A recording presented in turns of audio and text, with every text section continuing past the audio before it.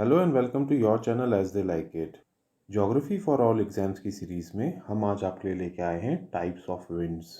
ये टॉपिक सुनने में तो आसान लगता है, लेकिन बहुत से लोगों को इसके कंसेप्ट समझ में नहीं आते हैं और इस कारण से एग्ज़ाम में इस टॉपिक के क्वेश्चन गलत कर बैठते हैं।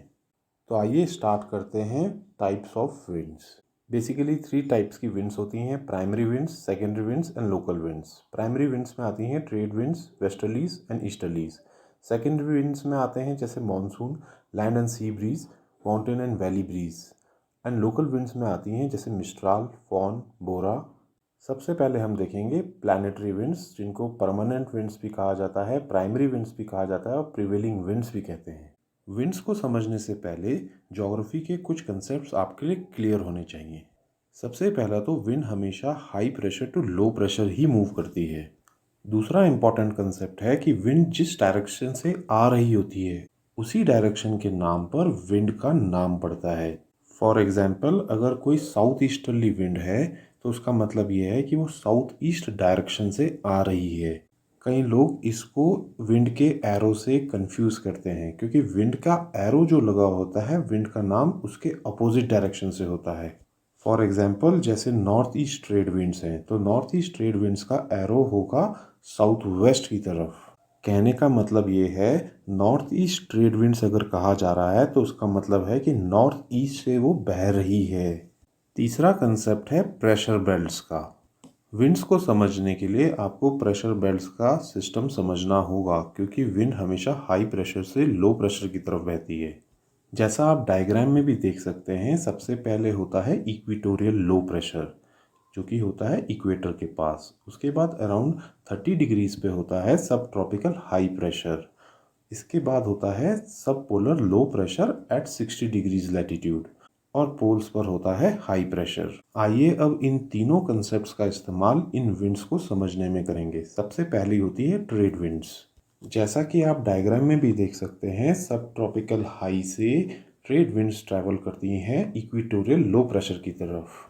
नॉर्दर्न हेमिस्फेयर में इसको नॉर्थ ईस्ट ट्रेड विंड्स कहा जाता है और सदर्न हेमिस्फेयर में इन्हें साउथ ईस्ट ट्रेड विंड्स कहा जाता है। अब क्वेश्चन ये उठता है कि अगर विंड्स हाई प्रेशर से लो प्रेशर ट्रैवल करती हैं तो ये विंड्स थोड़ा सी डिफ्लेक्ट क्यों हो रखी हैं, ये डायरेक्ट नॉर्थ टू साउथ क्यों नहीं आ रही हैं? ऐसा हो रहा है because of Coriolis force and Ferrel's law. आइए देखते हैं ये क्या चीज़ें हैं।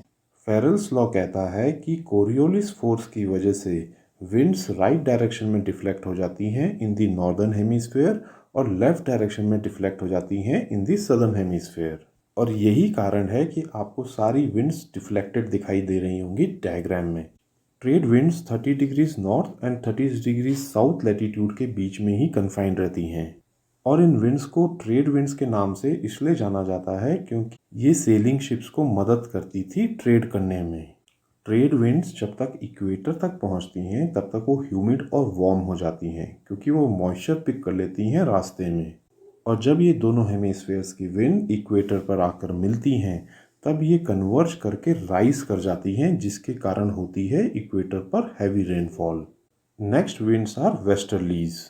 वेस्टर्लीज ट्रैवल करती हैं from subtropical high to सब polar low in both the hemispheres. इनको वेस्टर्लीज इसलिए कहा जाता है क्योंकि ये साउथ वेस्ट डायरेक्शन से आती हैं इन दी नॉर्दर्न हेमिस्फेयर और नॉर्थ वेस्ट डायरेक्शन से आती हैं इन दी सदर्न हेमिस्फेयर। ये कंसेप्ट हमने आपको वीडियो की स्टार्टिंग में समझा दिया था। यहाँ पे एक इम्पॉर्टेंट फैक्ट जान लें कि वेस्टर्ली विंड्स सदर्न हेमिस्फेयर में ज़्यादा स्ट्रांग होती हैं compare to the northern hemisphere. और इसका मेन कारण ये है कि नॉर्दर्न हेमिस्फेयर में इन लैटिट्यूड्स पे लैंड मास ज़्यादा है और सदर्न हेमिस्फेयर में इन लैटिट्यूड्स के बीच में लैंड मास कम है, जिसके कारण विंड्स को कोई भी ऑब्स्ट्रक्शन नहीं मिलती है और वो बहुत ज़्यादा स्ट्रांग हो जाती हैं। वेस्टर्ली सबसे ज़्यादा स्ट्रांग होती हैं between 40 degree south to 65 degree south latitudes, और इसी कारण से इन लैटिट्यूड्स को roaring 40s, furious 50s and shrieking 60s का भी नाम दिया जाता है। एक बार आपको और बता देते हैं, ये सारे नाम जो हैं ये सिर्फ सदर्न हेमिस्फेयर के लैटिट्यूड्स के बारे में हो रहे हैं। ऐसा इसलिए है क्योंकि वेस्टर्लीज सदर्न हेमिस्फेयर में स्ट्रांग होती हैं, नॉर्दर्न हेमिस्फेयर के लैटिट्यूड्स पर ऐसा कोई भी नाम नहीं दिया जाता है। Next interesting fact about westerlies, ये है कि वेस्टर्लीज ज़्यादा प्रेसिपिटेशन करती हैं on the western part of the continents. आइए इसका रीज़न समझने की कोशिश करते हैं। फॉर एग्जाम्पल, नॉर्दर्न हेमिस्फेयर में वेस्टर्लीज बह रही हैं from south west to north east. अब क्योंकि वेस्टर्लीज वेस्टर्न साइड से आ रही हैं तो कोई भी लैंड मास बीच में होगा तो उसकी वेस्टर्न साइड पर ये आकर हिट करेंगी। और स्ट्रॉन्ग विंड्स कभी भी अगर लैंड मास को हिट करती हैं तो राइज कर जाती हैं और कर देती हैं हैवी रेनफॉल। इस कारण से westerlies western part of the continent पर ज़्यादा प्रेसिपिटेशन देती हैं। Next winds are polar easterlies. इनके नाम से ही आपको समझ में आएगा क्योंकि नाम में ईस्टर्लीज लिखा है। तो पोलर ईस्टर्लीज आती हैं from the north east direction in the northern hemisphere and from south east direction in the southern hemisphere. Polar easterlies dry और कोल्ड विंड्स होती हैं जो ट्रैवल करती हैं from the polar highs to सब polar lows in both the hemisphere. आइए अब जानते हैं क्या होते हैं 3 टाइप्स के atmospheric circulation cells. 3 atmospheric circulation cells होते हैं Hadley cell, Ferrel cell and polar cell. आइए सबसे पहले समझते हैं क्या है हेडली सेल। इक्वेटर पर लो प्रेशर बेल्ट होती है जिसके कारण वहाँ पे कन्वेक्शन करंट्स क्रिएट होते हैं। साथ ही यहाँ पर ट्रेड विंड्स नॉर्दर्न और सदर्न हेमिस्फेयर की कन्वर्ज करती हैं और इस कन्वर्जेंस और कन्वेक्शन के कारण एयर राइज कर जाती है। ये एयर राइज करते हुए ट्रोपोस्फेयर की टॉप तक पहुँच जाती है। यहाँ पहुँचने के बाद ये एयर पोल्स की तरफ डाइवर्ट हो जाती है और 30 डिग्रीज नॉर्थ और साउथ लैटिट्यूड के पास पहुंचकर ये एयर सिंक करती है। ये सिंकिंग इसलिए होती है क्योंकि एयर कूल हो चुकी होती है इन लैटिट्यूड्स पर पहुंचने तक। अर्थ पर वापस पहुंचने के बाद ये एयर वापस से इक्वेटर की तरफ मूव करती है एज ट्रेड विंड्स या ईस्टर्लीज। और इस तरीके से आप देखेंगे तो एक पूरा सेल कंप्लीट हो जाता है और ट्रॉपिक्स के इस सेल को कहा जाता है हेडली सेल। हेडलीज सेल की तरह ही सिमिलर सेल होता है Ferrel cell in the middle latitudes. अब जैसे हेडलीज सेल में हमने जाना था कि अराउंड 30 डिग्रीज लैटिट्यूड पर पहुंचकर एयर सिंक करती है और यही एयर जब सरफेस पे पहुंच जाती है तब ये 30 डिग्रीज टू 60 डिग्रीज के बीच में वेस्टर्लीज की तरह बहती है और अराउंड 60 डिग्रीज पर सब पोलर लो के पास पहुंचकर ये फिर से कन्वेक्टिव करंट्स के कारण वापस से राइज हो जाती है।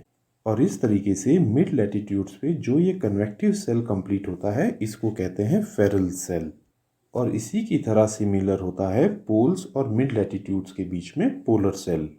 तो दोस्तों ये थी हमारी कवरेज रिगार्डिंग प्लैनेटरी विंड्स जिसमें हमने आपको बताया Hadley cell, Ferrel cell, polar cell भी।